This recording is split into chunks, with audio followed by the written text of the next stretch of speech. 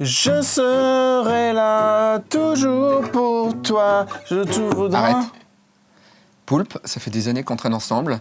Je sais que tu essayes de garder ton identité secrète. Tu t'appelles Monsieur Poulpe, tout le monde en rit, tu balances des faux noms sur le web, etc. Tout le monde me respecte. Ouais, mais moi je connais toujours pas ton vrai nom. Tu veux que je te dise mon vrai nom? Bah, ça serait un beau symbole d'amitié, je pense. Il y a des gens qui peuvent l'entendre là ou pas? Bah non, on est seul. Allez. Davy, ça me fait bizarre de te le dire, mais mon prénom, c'est...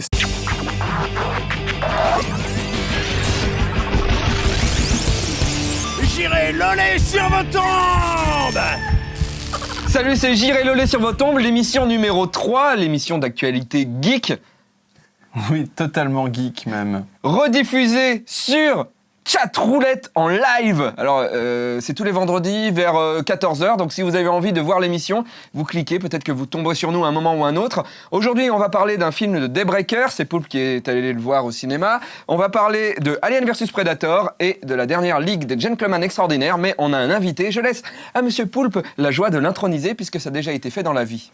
Oui, j'ai eu l'outrecuidance de pratiquer notre invité d'aujourd'hui qui est Jérémy Perrin. Alors Jérémy Perrin, son visage ne va pas parler à beaucoup de jeunes filles ou alors des femmes d'âge mûr, mais avant tout ça va parler surtout de son art qui est de faire du dessin animé, de l'animation, notamment le générique de Gainsbourg, le film Gainsbourg qui vient de sortir au cinéma. Tu as fait aussi un clip dont on va parler après, qui s'appelle Trucker's Delight, qui a traumatisé énormément de gens. On pourra pas le mettre en entier dans l'émission. Hélas, voilà. Hélas de par son contenu. Mais les gens le trouveront sur le web très facilement. En fait, il faut savoir que notre invité ne pouvait pas venir à 14h. D'habitude, c'est l'heure où on tourne. En fait, il est 13h. Et en fait, il travaille. C'est ça, tu travailles? Ouais, je travaille, oui. Ouais. Et tu es en pause C'est déjeuner, dur. là. Bah oui, je dois faire vite, alors j'ai ramené mon petit sandwich. Et donc, pendant toute l'émission, ça va être un peu un fil rouge ou un fil conducteur, j'ai envie de dire. Jérémy va manger son sandwich qui a l'air fort appétissant. Oui, d'ailleurs, j'ai déjà croqué 2 fois dedans. Très bien. Eh bien, écoute, je crois que le jingle va être lancé par ton croquage.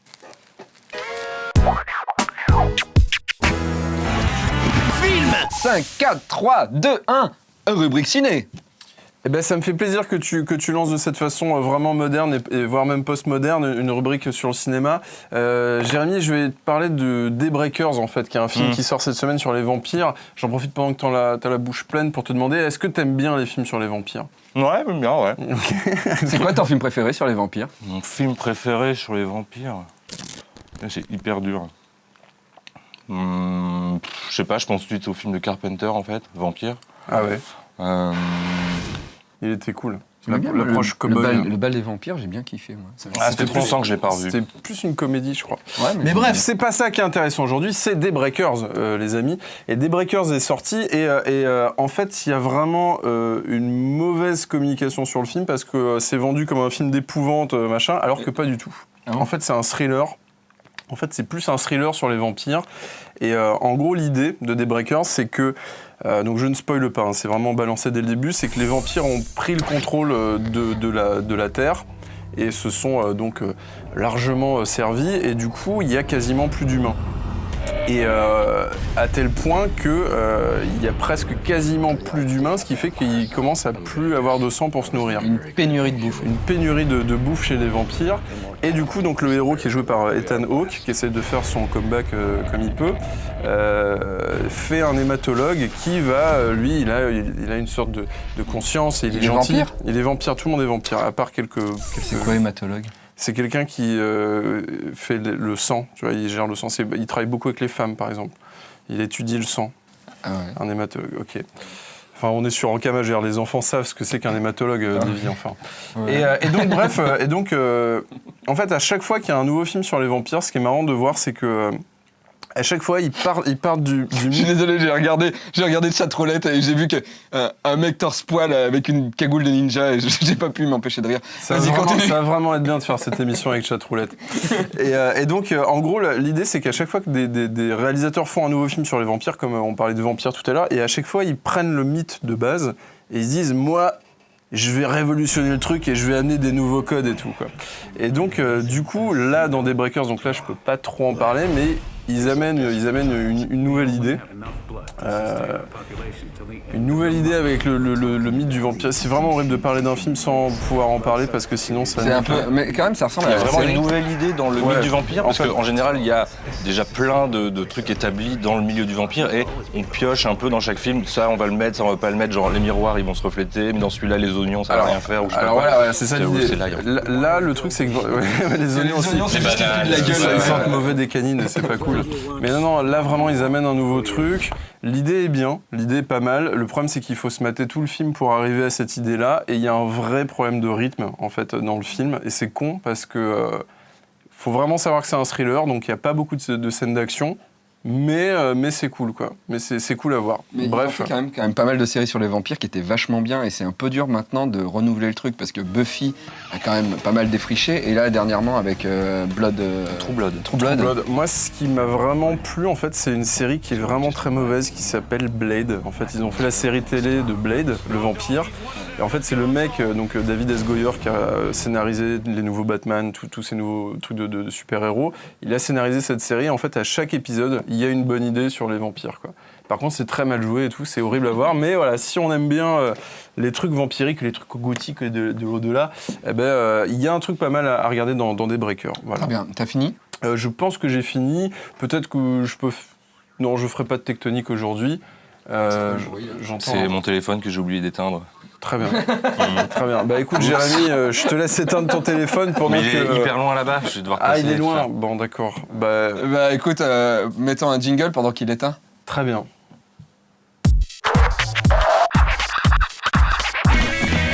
BD. S'il y a bien quelque chose que les enfants d'aujourd'hui aiment faire, c'est lire des livres. C'est pourquoi Devin va nous parler de BD.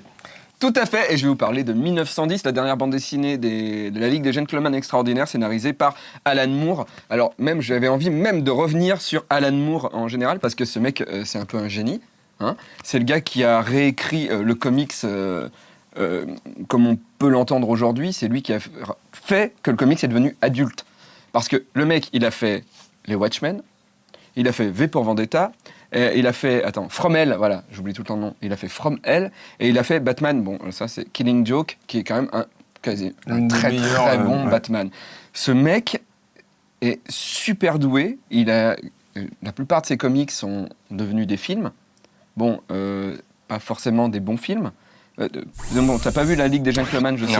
Non, pas vu. Il ne faut pas voir la Ligue des Gentlemen, il faut pas regarder. Est-ce que tu as vu From Hell? Le film, non. Non. J'ai pas non plus lu la BD. En fait, je vais être hyper décevant, j'ai presque rien lu d'Alan Moore. Moore. Bon, c'est pas grave. J'ai un copain qui a fait toutes ses BD, mais il veut pas me les prêter. C'est... Mais c'est normal, il faut pas, ça se prête pas à Non, les BD.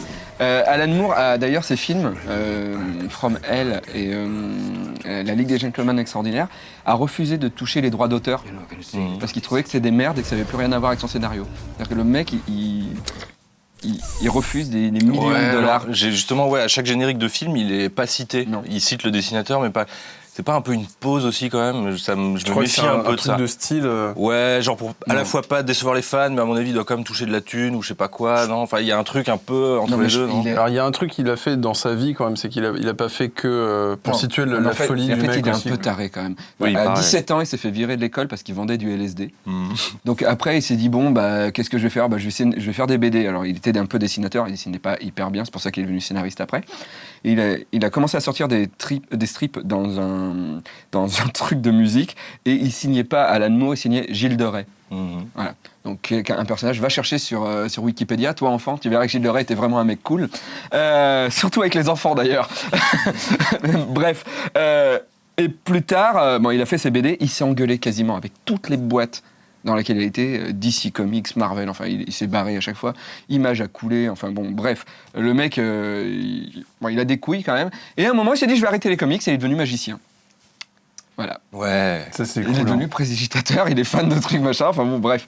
Bon enfin voilà, et c'est vraiment un mec, mais il a vraiment du talent, mais je pense qu'il est vraiment perché quoi. Je crois dans ces moments-là on dit, je crois qu'il a un univers. Je crois que c'est un artiste, Il a un un vrai. univers. Il C'est un vrai a un artiste. imaginaire. Voilà. Qu'est-ce que t'en as pensé en fait? Alors j'ai été très frustré parce que ça amène juste l'aventure, ça amène les personnages, et en fait quand l'album se termine on se dit, Déjà, quoi. Ça commence à peine, quoi. Ça commence, et là, tu te dis, merde. Donc, je pense qu'il faut vraiment... le tome 2 va être bien, je pense, parce qu'il sera quasiment jamais Alan Moore. Mais c'est vrai que c'est de la frustration, parce qu'on l'a attendu pendant hyper longtemps, la BD. Et là, en fait, il pose les personnages, et ça se termine. Voilà. Donc, de la droit à frustration. une intro. Voilà. Puis c'est moins... Par contre, là où je suis déçu, c'est que c'est un peu moins... il y avait quand même, dans les premières ligues, il y avait l'homme invisible qui se fait par le docteur Mr. Hyde. Mr. Hyde, et ça, il n'y a plus. Mais Voilà. je pense que c'est le début, tu vois, Oui, c'est ça va normal. venir, là, Il y a une espèce de vraiment gros, C'est un thème cher. grosse baston. Alan Moore, c'est aime Jack bien. l'Éventreur et la...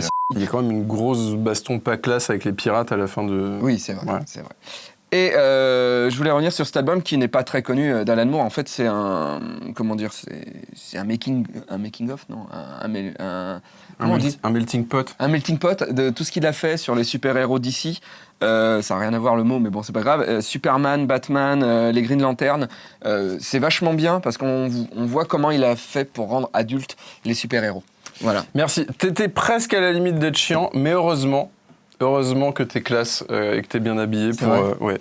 Là, c'est parce que j'ai regardé La Ferme Célébrité et j'ai vu Francky Vincent, j'ai vu qu'il avait un look trop classe et je me suis dit qu'il fallait que j'arrive au niveau de Francky Vincent. Donc je fais ce que je peux. Mais il est pas... Normalement, il a des vestes en jean et des trucs comme ça.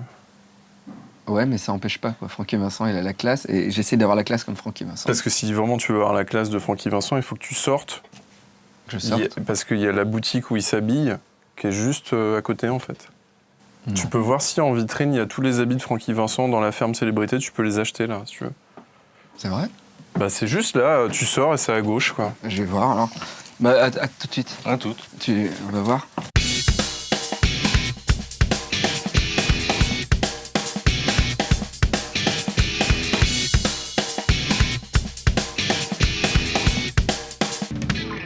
Bon, je crois qu'il va pas revenir. Peut-être que... Est-ce que tu veux qu'on regarde ton clip pendant que tu t'essuies le coin de ta bouche? Ouais, on pourrait regarder. C'est vrai que je mets aussi plein de tons sur votre table. Très bien. Regardons ce clip.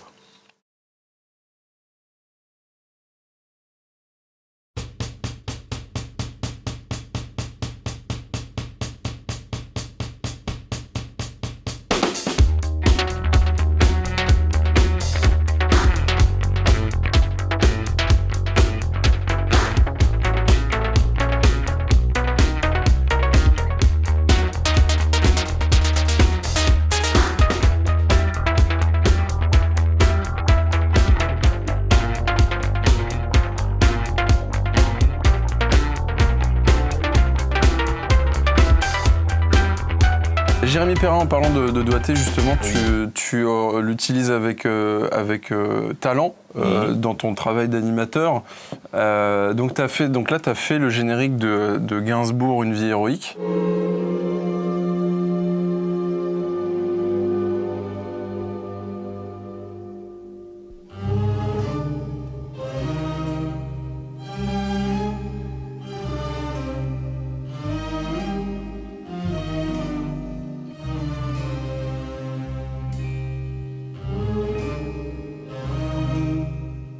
Alors, comment ça s'est passé, ça, déjà?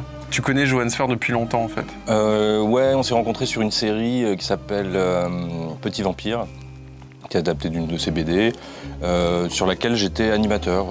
Je faisais bouger les personnages. Mais avant ça, je l'avais déjà un peu croisé parce que c'est un très bon ami d'un très bon ami à moi, Riyad Satouf. Ils partagent le même atelier. Et voilà, c'est un peu du copinage en quelque sorte. D'accord. Et du coup, pour le générique en lui-même, t'as fait... Enfin, il t'a... Tu peux lui dire en faisant Gainsbourg, parce que tu le fais très bien. C'est con. Ok. Ouais. Putain, ouais. Voilà. Mais il paraît que je le fais pas bien au début, je croyais que je le faisais bien, mais en fait, tout le monde se moque de moi. Ouais, quand mais je c'est le parce fais. que t'as un feutre, il faudrait... C'est ça, ça fait des... Mais je ne peux pas, c'est la télévision. Non. Donc oui, pour le générique de Gainsbourg, justement, Johann Sfer t'a donné vraiment des grosses indications et où t'as eu quand même... Pas tant que ça. En fait, le générique, ce qui se passe dans le générique était malgré tout aussi décrit dans le scénario. Ouais. Ça faisait partie du scénario total du film. Il m'a donné quelques dessins de ce qu'ils voyaient à peu près, mais c'était assez léger. Et surtout, c'était pas vraiment un storyboard de générique, c'était plus comme de la bande dessinée, mais avec des idées comme ça, des recherches. Mais en gros, j'avais un peu carte blanche. Enfin, il m'a laissé faire un peu comme je voulais pour raconter ce qui était décrit dans le générique, dans le script, pardon. Et non, du coup, j'ai fait des propositions. Il n'y en a pas eu tant que ça, parce que finalement, ça s'est bien passé. J'avais peur qu'il y ait des changements d'avis tout le temps, etc. Puis finalement, non, ça s'est un peu passé tout seul, sans trop de problèmes. Cool. Ouais. Une poussada, quoi. Ouais. Et donc, le clip qu'on vient de voir, Trucker's Delight, pourquoi donc là, on n'a pas pu voir vraiment le clip dans son intégralité, mais pourquoi tant d'horreur, en fait, dans ce clip? Parce que tu te doutais que ça allait sauter un peu, quoi, ça allait être un peu censuré, tout ça, quand ça allait être diffusé? Je vais avoir du mal à répondre au pourquoi. Par contre, le fait que ça soit censuré, ouais, j'y ai pensé, mais vraiment sur la fin en réalité. Genre, t'as mis combien de temps pour le faire? Après avoir fait la bêtise? Deux mois. Mais ça avait été écrit bien avant en fait, parce que je l'ai écrit en même temps que je commençais le générique de Gainsbourg que j'ai fait juste avant. Enfin, les deux, je les ai enchaînés l'un à la suite de l'autre, du jour au lendemain vraiment. Et non, parce qu'en fait, bon, alors si le script, il a l'air beaucoup plus violent que le résultat, hein, parce que quand on écrit un truc, il n'y a pas les images qui vont avec, et on projette tout de suite des images bien pires en fait, parce qu'on n'a pas encore le style de dessin, on n'a pas encore, et donc quand on lit ce qu'en fait on voit, oui. J'essaye de pas le dire non plus pour pas spoiler pour ceux qui l'auraient pas vu et qui voudraient le voir. Ça a l'air vraiment beaucoup plus violent. Bon, en plus, le script de départ, il durait beaucoup plus longtemps encore. Je pense que j'ai dû virer un bon tiers de ce qui se passait. Ça rentrait simplement pas dans la durée du morceau. D'accord. Mais et pourtant, c'est le big carton sur YouTube. Ça fait 2 millions de vues, tout cumulé, un truc comme ça. C'est un peu plus maintenant. Même, sur YouTube, c'est 1 200 000. Mais enfin, ça, c'est la vidéo officielle, YouTube, mais après, t'en as plein d'autres qui ont été mis. Donc... C'est ça, après, sur Dailymotion, c'est à 400 000 et quelques, sur Vimeo, à 500 000. Et puis après, il y a d'autres sites que je connais pas. Sur YouTube, il a été copié plein de fois, enfin, copié-collé, reposté, je veux dire.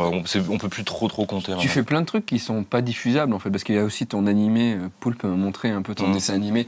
C'est le truc. Fabienne Dupont. Ah ouais, oui, Fabienne Dupont. Ça, c'est le truc. C'est invendable. Oui, c'est très drôle, mais c'est invendable. Je sais, mais ça, on l'a fait. Ouais, c'était au cours de la production de CO2, une série qui a été achetée par MCM, voilà, avec l'autre réalisateur de la série, avec qui on faisait cette série, et un autre réalisateur tous du même studio. Je suis bien content. Le midi ou le soir. C'était pour se défouler, on se marrait en faisant ça, parce que c'est très mal fait. J'adore les trucs hyper mal faits. C'est vachement bien mal fait. Alors, c'est Fabienne Dupont avec un D sur Google. Sur Dailymotion. C'est Mimi Cracra version obscure. D'accord. C'est ça. C'était notre source d'inspiration numéro 1. En fait, on a juste revu un épisode de Mimi Cracra, on a explosé de rire en le voyant, et on s'est dit, ok, c'est facile, il suffit juste de faire ça. Et après, on avait toute une liste de tous les trucs mal faits, des séries françaises ou japonaises ou américaines, mais surtout on visait le dessin animé français. Ton prochain projet, c'est quoi? Mon prochain projet, c'est un truc beaucoup plus gros, beaucoup plus énorme. En fait, j'ai une proposition de long métrage. Donc il faut que mes propositions au sens hyper large, c'est-à-dire que un producteur m'a demandé de lui faire une proposition de long métrage dans un style ado-adulte, film de genre. Toujours en animation ou en live ? En animation. D'accord. Donc en fait, ça a l'air d'être un peu ciblé, mais c'est exactement ce que j'ai envie de faire, donc c'est génial. Ok. C'est assez sérieux, hein, mais je peux pas tellement en parler parce que c'est vraiment que c'est même pas que ce soit secret, mais j'aime pas trop l'histoire de... Tu reviendras nous en parler ici même. Oui. T'as un objet geek ou pas ? Oui, j'ai un objet geek un peu particulier. Qui est dans ton sac à dos ? Qui est là en fait. Qui est là, alors vas-y. Je le sors maintenant. Ça a l'air bien. Alors, moi j'ai vu un peu sur le côté. Bon, c'est un jeu sur PlayStation. J'ai le droit de dire PlayStation ? Bien sûr. Ouais, vas-y. Voilà, alors c'est un jeu PlayStation. C'est un vieux truc que j'ai fait. Alors je vais le montrer après. Suspense.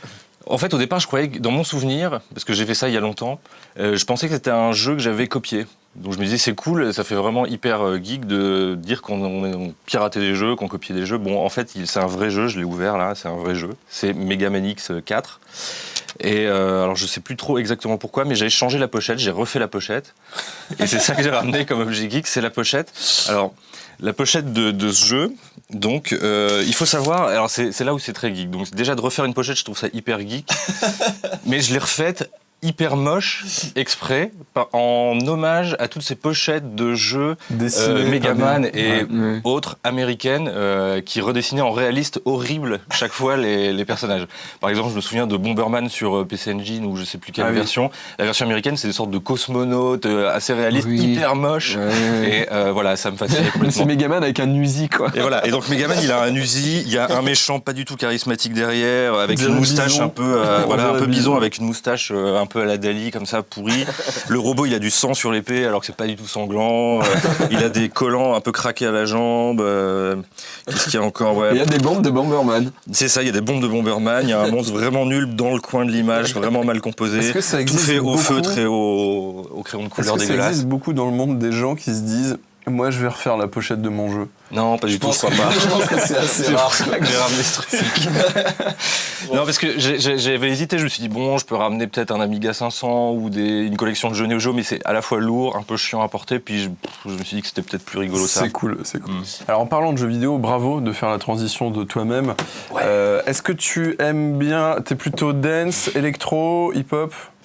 S'il faut choisir, je dirais peut-être électro, mais en fait, il n'y a pas vraiment de Alors préférence. avant de parler de la chronique jeux vidéo, on va demander à Big John de nous balancer un petit peu d'électro. Allez Big John.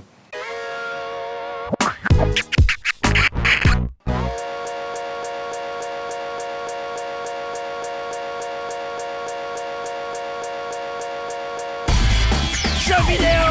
Nous allons aller très vite pour le jeu vidéo parce que on a C'est plus. parti, parce que je crois que j'avais un truc au Oui, nez. t'as une pétole, mais c'est pas grave. Ok. On va aller très vite parce qu'on a plus beaucoup de temps. On va parler d'Alien versus Bah, Predator. c'est surtout que Jérémy a bientôt fini son sandwich, donc C'est vrai. ça urge quoi. La version Hunter Edition avec plein de cadeaux dedans. C'est une espèce d'édition collector. C'est une édition collector. La boîte est en métal. Quand on ouvre le petit truc, on a quand même Normalement, il te saute au visage direct quand tu un l'ouvres. face hugger qui est quand même bien classe. Et là, on voit que c'est très féminin quand même. Hein.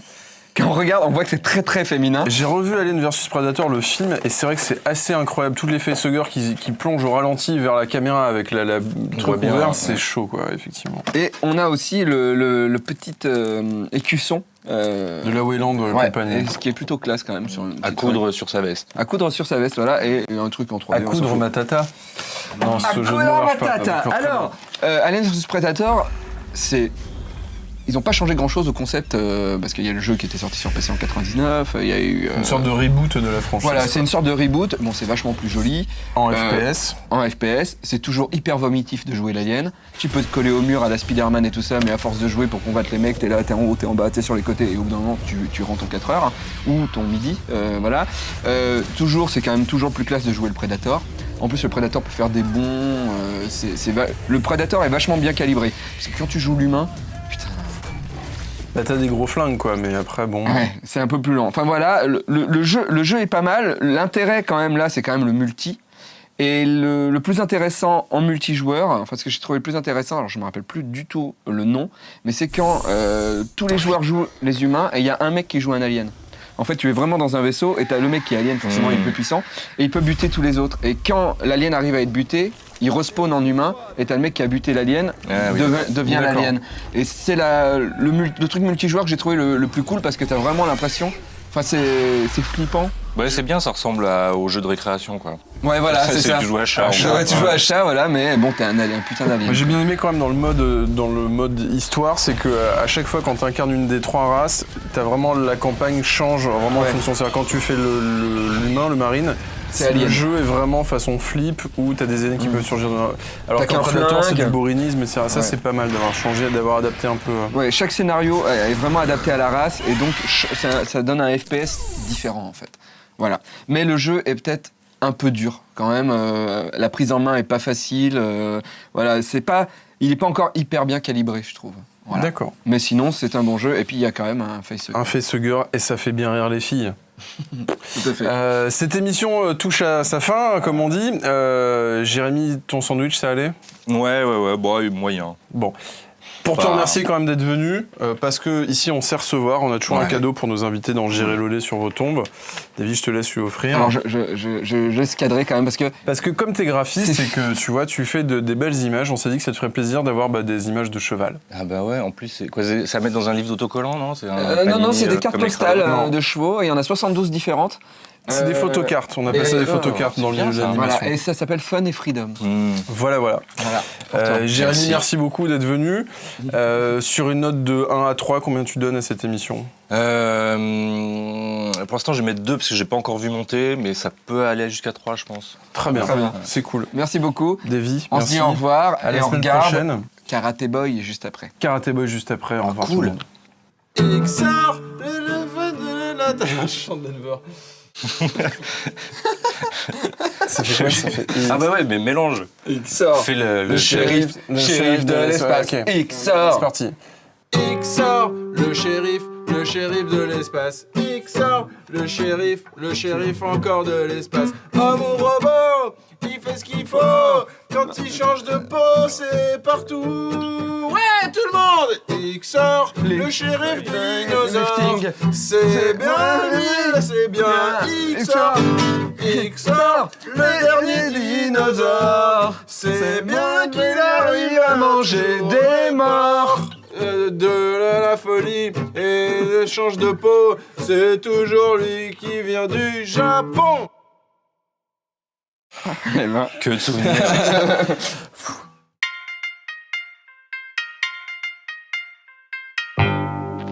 La ville, ce désert de béton où j'erre sans raison. Depuis que je suis le dernier homme sur Terre, je cherche un but à ma vie, ou à ma survie.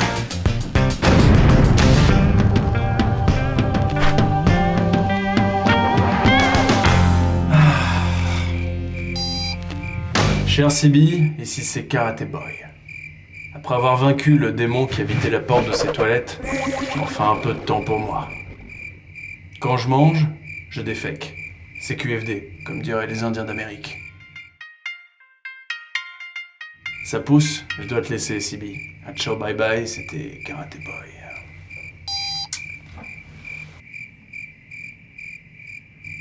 Ah, pas besoin, je suis le dernier homme sur Terre.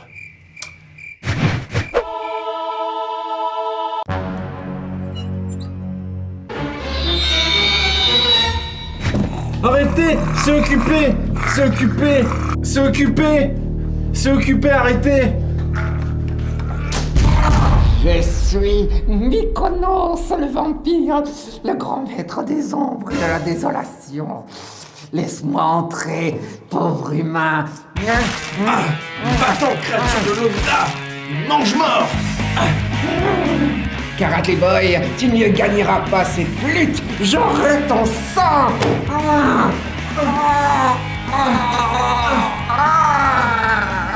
Comment faire? Nous sommes de force égale. Jamais je n'ai vu une créature de l'au-delà aussi forte, Je vais te sucer le sang et je vais m'en mettre plein le visage. J'ai du mal à répartir la force à 2 endroits de mon corps. Il va falloir que je tienne la porte comme ça jusqu'aux premières lueurs du soleil. Comme ça tuera cette créature de la nuit.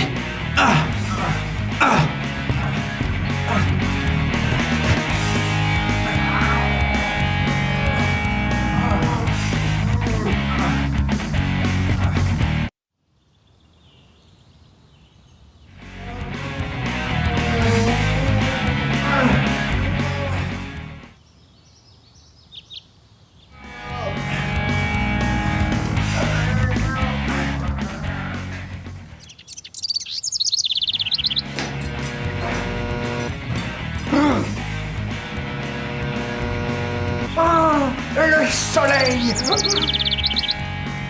Transformatus.